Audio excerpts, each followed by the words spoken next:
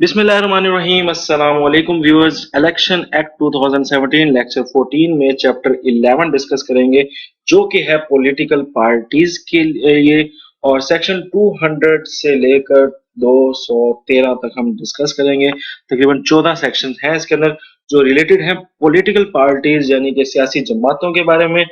Video start करने से पहले गुजारिश के चैनल को सब्सक्राइब करें, व्हाट्सएप ग्रुप का लिंक दिया हुआ है डिस्क्रिप्शन में, वो लिंक ज्वाइन करें ताकि हम इलेक्शन ऑफिसर के कुछ टेस्ट के कुछ सवालों की डिस्कशन भी अगर करना चाहें तो कर सकते हैं।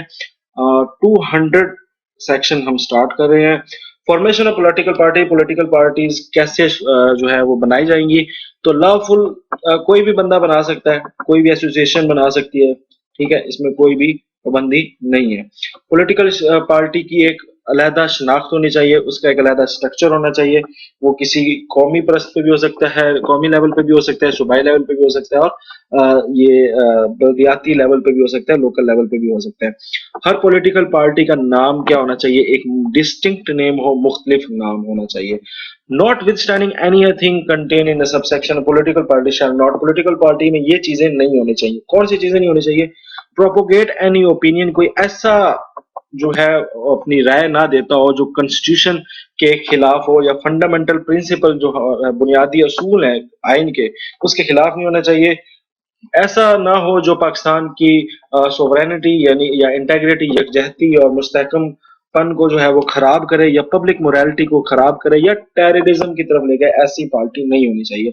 ऐसी पार्टी न हो जो सेक्टेरियन पर रह बुनियाद बने, या किसी मजहब पर बुनियाद बने, या एक किसी सूबे आपस सूबों के अंदर नफरत ना फैलाती हो।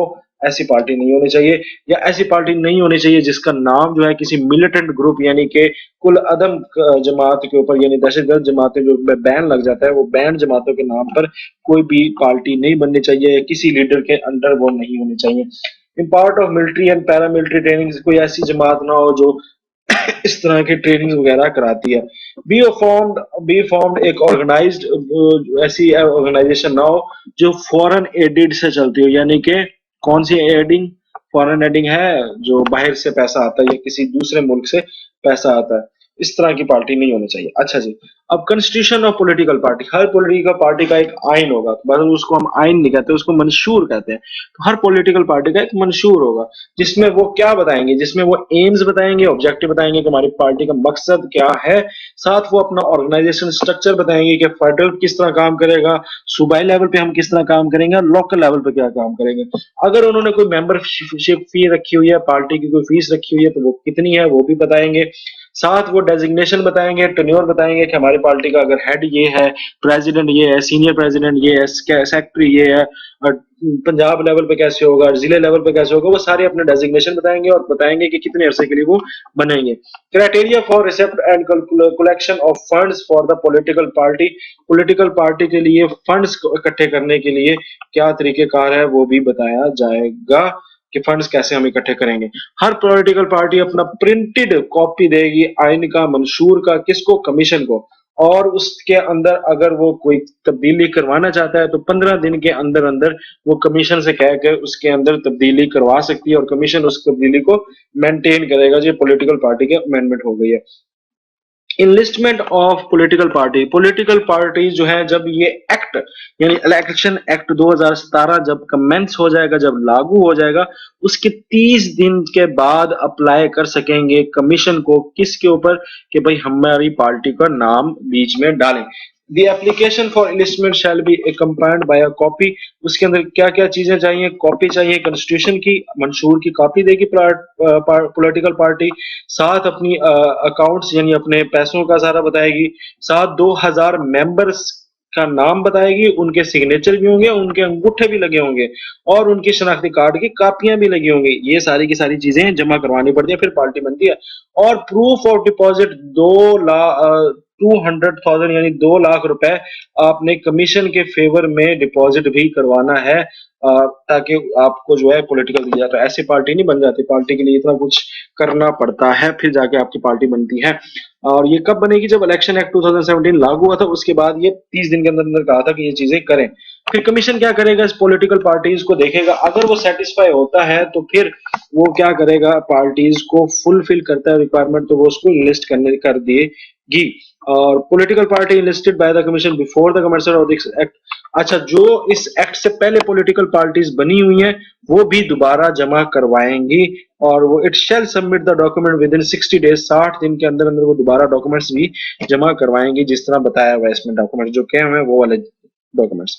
और अगर वो फेल्स टू फाइल, अगर वो नहीं करती तो उसका नाम जो है वो कैंसिल कर दिया जाएगा पॉलिटिकल पार्टी की इनलिस्टमेंट से, ठीक है, तो ये नाम हटा दिया जाएगा। और political party which has been refused enlistment, अगर वो रिफ्यूज कर दे लिस्ट में होने से, नहीं अगर वो उसका नाम जो है वो पार्टी का इनलिस्टमेंट में नहीं आता तो वो 30 दिन के अंदर अंदर अपनी कैंसलेशन ऑफ जो है इनलिस्टमेंट की सुप्रीम कोर्ट में अपील कर सकती है कि भाई हमें इन्होंने कैंसिल कर दिया, तो प्राइम मेहरबानी सुप्रीम कोर्ट साहब, सुप्रीम कोर्ट इसका मसला हल करें। Where the government declares that a political have been formed in operating in a manner prejudicial to the sovereignty and integrity of Pakistan, it shall within 15 days of such a effort। अगर कोई हुकूमत जो है वो ये कहती है कि भाई ये जो है हुकूमत ये कहती है कि ये जो है पाकिस्तान के हक के अंदर नहीं जा रही चीज, तो वो उसके खिलाफ भी अपील कर सकती है सुप्रीम कोर्ट के अंदर, ठीक है जी। Membership of political party, every citizen not being in service of Pakistan, सरकारी बंदे के साथ मसला है भाई, सरकारी बंदा जो है वो नहीं, जो पॉलिटिकल सॉरी कह रहा हूँ पॉलिटिकल कह रहा हूँ, जो पाकिस्तान की सर्विस के अंदर है यानी सरकारी जॉब कर रहा है, गवर्नमेंट ऑफिशियल है, वो किसी पॉलिटिकल पार्टी का मेंबर नहीं हो सकता। इसके अलावा हर बंदा जो है वो प्राइवेट वाला जो है वो कर सकता है किसी किस्म का भी पॉलिटिकल पार्टी को ज्वाइन। फिर क्या जी, where a person joins a political party, उसका पॉलिटिकल पार्टी में मेंबर में नाम आएगा और उसको एक इश्यू किया जाएगा मेंबरशिप कार्ड और उसकी डॉक्यूमेंटेशन की जाएगी। कोई भी बंदा एक से ज्यादा पार्टियों के साथ इनकरेज नहीं कर सकता, एक बंदा एक वक्त में एक ही पार्टी का होगा। पॉलिटिकल पार्टी कोशिश करेगी औरतों को ज्यादा चांस दे के वो मेंबर बने, और political member of a political party जितने भी होंगे उनका पूरा का पूरा रिकॉर्ड जो है वो रखा जाएगा, और वो पूरा का पूरा पॉलिटिकल पार्टी का रिकॉर्ड भी देख सकेंगे, उनकी असेस होगी, या किसी दूसरे मेंबर का भी रिकॉर्ड देखना चाहे तो वो देख सकेंगे, यानी आम बंदा भी पूरी की पूरी पॉलिटिकल पार्टी का देख सकता है अकॉर्डिंग टू द एक्ट, ठीक है। उसके बाद ये मेंबरशिप फी, कंट्रीब्यूशन और डोनेशन, पैसे दे सकता है, पे फीस होती है मेंबरशिप की वो रख सकती है, और वो फीस जो है इस्तेमाल हो सकती है फंड्स और कंट्रीब्यूशन के अंदर। बहरहाल जो भी करना है, सपोर्टर होगा, मेंबर होगा, जो भी होगा, उसका रिटर्न में फीस लिखनी है कि यहाँ से आ रही है पैसे और ये आ रही है। एनी कंट्रीब्यूशन और डोनेशन मेड डायरेक्टली और इनडायरेक्टली फ्रॉम फॉरेन सोर्स, अगर किसी फॉरेन गवर्नमेंट ने दी है बाहर के मुल्क की, या मल्टीनेशनल और पब्लिक या प्राइवेट कंपनी ने दी है बाहर के मुल्क की, फर्म ने दी है या ट्रेड ने दी है, या किसी भी किस्म का बाहर से कोई पैसा आ रहा है, तो वो प्रोहिबिटेड है, वो मना है, वो नहीं आप पार्टी में डाल सकते। इसलिए तो चल रहा है फॉरेन फंडिंग केस, ठीक है, सुना होगा आपने। एनी कंट्रीब्यूशन और डोनेशन विच इज प्रोहिबिटेड, कोई भी अगर ऐसा पैसा आता है तो वो गवर्नमेंट जब्त कर लेगी और खुद जो है अपने खाते में डाल लेगी, ठीक है जी। और कंट्रीब्यूशन ऑफ डोनेशन जो है उसमें ये भी चीजें भी आती है, कैश भी आता है, या किसी किस्म की कोई और कोई चीज आती है, या कोई स्टॉक आता है, या ट्रांसपोर्ट आती है, या फ्यूल आता है, ये सारी सारी फैसिलिटीज जो है वो डोनेशन के अंदर आती हैं। तो ये भी चीजें नहीं, पैसा ही नहीं, सिर्फ ये चीजें भी काउंट होंगी। हाँ जी, फॉरेन सोर्स से मुराद एक चीज और है कि जो नेशनल आईडी कार्ड जिनका ओवरसीज पाकिस्तानी यानी बैरून मुल्क पाकिस्तान में रहने वाले, बैरून मुल्क रहने वाले जो पाकिस्तानी है वो पैसा दे सकते हैं, वो फॉरेन फंडिंग के अंदर नहीं आएगा। फॉरेन फंडिंग की जो चीजें बताई हैं उसके अंदर किसी फॉरेन गवर्नमेंट है, मल्टीनेशनल और पब्लिक और प्राइवेट कंपनीज हैं, फर्म्स हैं, ट्रेड्स हैं और प्रोफेशनल एसोसिएशन हैं। इसके अंदर वो बंदे नहीं आते जो पाकिस्तान से बाहर रहते हैं और पाकिस्तान में पैसा भेजते हैं, वो उनकी जो पैसा भेजेंगे वो जायज होगा, उसके ऊपर गवर्नमेंट जो है वो नहीं करेगी। सस्पेंशन और expulsion of a member, political party अपने आइन के अंदर ये बात लिखेगी कि वो किसी भी मेंबर को पार्टी से निकाल सकती है और किस वजह से निकाल सकती है वो भी बताएगी, और उसको एक मौका भी देगी अगले बंदे को निकालने से पहले कि भाई क्यों निकाला जा रहा है, तुम्हें तुम्हें पता है ना, तो पहले बताओ कि तुम्हें क्यों ना निकाला जाए वगैरह वगैरह, यानी उसको बिना बताए जो है या बिना उसकी बात सुने उसको सस्पेंड नहीं कर सकते पार्टी के मेंबर को पार्टी, ठीक है। आगे जी, selection of elective office, elective जो होते हैं कैंडिडेट्स, उसकी वो सिलेक्शन इस तरीके से करेगा कि 5%, अच्छा एक तो करेगा ट्रांसपेरेंट, एक करेगा डेमोक्रेटिक प्रोसीजर से। मिसाल के तौर पे अब नवाज लीग है तो अब वो उसने अपने बंदों को सीटों पे देनी है, तो जरूरी नहीं है कि वो अपनी सीटों में सारे अपने ही रिश्तेदारों को ही सीट दे। तो उसके लिए उसको जो है वो जेनेटिक्स या डीएनए को नहीं देखना पड़ेगा, बल्कि ट्रांसपेरेंट और डेमोक्रेटिक प्रोसीजर अपना के किसी हल्के की सीट उस बंदे को देगा। तो बहरहाल यहाँ पे तो जो है वो राष्ट्रीय सियासत तो होती है। दूसरी बात ये लिखी है कि 5% रिप्रेजेंटेशन जितने भी कैंडिडेट हैं असेंबली के लिए, चाहे वो सूबाई असेंबली में आ रहे हैं या नेशनल असेंबली में आ रहे हैं, तो 5% जो है कैंडिडेट होने चाहिए पॉलिटिकल पार्टी के, वो कम से कम 5% औरतें जरूर हों, यानी 100 में से 5 सीटें जो है वो औरतों को जरूर दे। ठीक है। फंक्शनिंग ऑफ पॉलिटिकल पार्टी का काम कैसे होगा, उसकी जनरल काउंसिल कैसी है, फेडरल लेवल कैसा है, प्रोविंशियल लेवल कैसा है, लोकल लेवल कैसा है, ये सारा का सारा फंक्शनिंग में होना चाहिए। और उसके लिए एक कन्वेनर होना चाहिए जो ये सारी की सारी चीजें बताए और पॉलिटिकल मेंबर को इनवाइट करे, और साल में एक दफा जो है वो जनरल मीटिंग जरूर होनी चाहिए पूरी पार्टी के वफाकी लेवल पे, सूबाई लेवल पे, या बलदियाती लेवल यानी लोकल लेवल पर भी इसकी मीटिंग एक साल में लाजमी होनी चाहिए। Election with in a political party, कोई इलेक्शन अगर पार्टी, अच्छा पार्टी के अंदर इलेक्शन, तो भाई मिसाल के तौर पे जनरल सेक्रेटरी बन रहा है पार्टी के अंदर, नायब सदर बन रहा है, सदर बन रहा है, तो जो पार्टी के अंदर, ठीक है, एक सियासी जमात के अंदर जो इलेक्शन होते हैं उसके लिए वो कह रहा है कि वो इलेक्शन होने चाहिए, और हर ऑफिस की जो वो वीर कर रही है उसको इलेक्शन के जरिए किया जाए, और हर आइन के में इसका तरीकेकार भी बताया जाए कि क्या तरीकेकार है। और 5 साल से ज्यादा एक बंदे को जो है वो किसी ऑफिस में नहीं बिठाना आपने पार्टी के अंदर। All member of the political party of the federal जो है उसको जनरल काउंसिल जो है उसका इलेक्टोरल कॉलेज जो होगा वो कौन होगा, वो सारे के सारे लोग होंगे जो उस काउंसिल या उस लेवल पे जो है उसको पार्टी के मेंबर्स हैं। ठीक है। और फिर पॉलिटिकल पार्टी जो है इसका इलेक्शन कराएगी, उसके सेंटर्स ऑफिस जो ऑफिस बीरर हैं उनको बताएगी, उनके एग्जीक्यूटिव कमेटी मेंबर्स का नाम बताएगी, और फिर उनके नाम अपनी वेबसाइट पे भी लिखेगी, और फिर उसकी लिस्ट जो है वो कमीशन को सेंड कर देगी। Certification of the political party certificate देगी विद इन 7 डेज, 7 दिन के अंदर from the completion of inter party election, election जो उसने अपनी पार्टी के अंदर करवाए हैं, किस बंदे ने किस किस को सीट मिली है, कितने बंदे कहाँ पे बने हैं, वो पार्टी हेड जो है वो कमीशन को जमा करवाएगा और साइन करके कि भाई ये मैंने सर्टिफिकेट है और ये सारी चीजें। और उसमें वो क्या क्या लिखेगा, उसमें इलेक्शन की डेट होगी जिस दिन पार्टी के अंदर इलेक्शन हुआ कि किसको सेक्रेटरी बनाना है, किसको फलां बनाना है, साथ उसका नाम होगा, उसका ओहदा होगा, उसका एड्रेस होगा, उसका कितने साल के लिए उसको तैनात कर रहे हैं, कहाँ का है वो, इलेक्शन रिजल्ट क्या हुए, कितने वोट डले, कितने वोट नहीं डले, copy of political party notification, साथ पॉलिटिकल का नोटिफिकेशन होगा कि किस किस बंदे को ऑफिस में हमने बनाया है।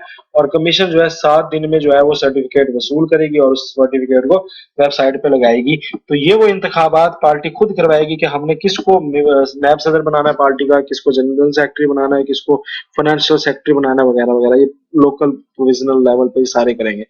फिर जी हर साल के बाद, ठीक है, 60 साल पहले, 60 साल पहले सॉरी, 60 दिन पहले, साल के खत्म होने से 60 दिन पहले चार्टर्ड अकाउंटेंट जो है फॉर्म डी के जरिए पूरे अपने जो एक्सपेंसेस हैं ये इलेक्शन के या पार्टी के, वो उसको बताएगा। उसमें एनुअल इनकम और एक्सपेंसेस होंगे, source of its funds, funds कहाँ से आए, एसेट्स एंड लायबिलिटीज, उसके असासे वगैरह हर बंदे के, वगैरह वगैरह, ये सारा कुछ जो है चार्टर्ड अकाउंटेंट जो है वो करेगा। हेड स्टेटिंग दैट, और वी हेड ये साथ हल्फिया बयान भी देगा जो हेड होगा पार्टी का, no funds from any source provided under this act were received by the political party, political party ने कोई भी फंड जो है इस एक्ट के जो खिलाफ होते हैं उसको वो नहीं लिए, और सारी की सारी एक्यूरेट फाइनेंशियल पोजीशन जो है वो पार्टिकल की आपके सामने है। Campaign finance a political party shall furnish to the commission, commission को वो बताएगी, ठीक है, कि मैंने कितने जो है वो डोनेशन क्या मिली है। Political party shall furnish to the commission the list of contributor, वो कंट्रीब्यूटर्स के नाम बताएगी कि किस किस बंदे ने कितने कितने रुपए दिए हैं और कितने रुपए उसके अखराजात के ऊपर, वो कंपेन के ऊपर लगे हैं। और इलेक्शन एक्सपेंसेस की डिटेल तो आप पीछे भी पढ़ चुके हैं कि वो तो लाजमी जमा करवाते हैं। ठीक है। और 1 लाख से ज्यादा का डोनेशन होगा तो उसको लिखा जाएगा, 1 लाख से कम कोई डोनेशन है तो उसका बेशक रिकॉर्ड ना हो, 1 लाख से ज्यादा का अगर कोई डोनेशन है तो वो पॉइंट में लाजमी जाएगा। Dissolution dissolution of the political party, किसी पॉलिटिकल का पार्टी को जो है वो डिसोल्यूशन यानी कि जो है कुल अदम करार दिया जाता है या तहवील किया जा सकता है, खत्म किया जा सकता है। वो कब? जब वो पॉलिटिकल पार्टी कमीशन ये पकड़े कि पॉलिटिकल पार्टी ने फॉरेन एड ली है और टेररिज्म या किसी और चीज के अंदर वो शामिल हुई है, तो वो जो है उसको कैंसिल कर सकती है उसकी पॉलिटिकल पार्टी को। और विद इन 15 डेज, 15 दिन के अंदर ये जो है गवर्नमेंट जो है उसका मैटर जो है सुप्रीम कोर्ट में चला सकती है।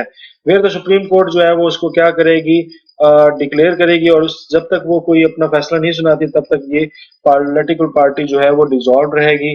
ठीक है। फॉरेन एड, अच्छा, has been formed or organized as the instant of any foreign government or political party, या फॉरेन कंट्री के साथ उसका ताल्लुक निकल आता है या फॉरेन गवर्नमेंट के साथ वो एफिलिएशन होती है या उधर से कोई एड वगैरह पैसे वगैरह लेती है।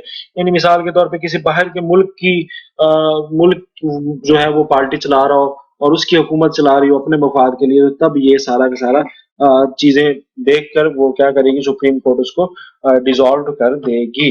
ठीक है जी। नेक्स्ट है effect of dissolution of political party.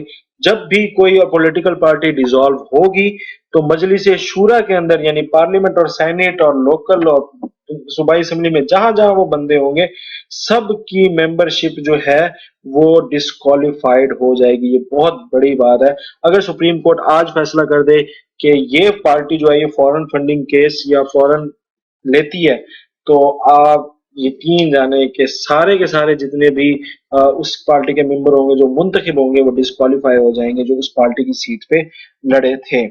तो ये था इलेक्शन एक्ट 2017 का आज का लेक्चर। मजीद लेक्चर्स के लिए यहाँ क्लिक करें, तमाम लेक्चर्स के लिए यहाँ क्लिक करें, नेक्स्ट क्लास के लिए यहाँ क्लिक करें, चैनल को आप कर दें subscribe. Thank you, Allah Hafiz.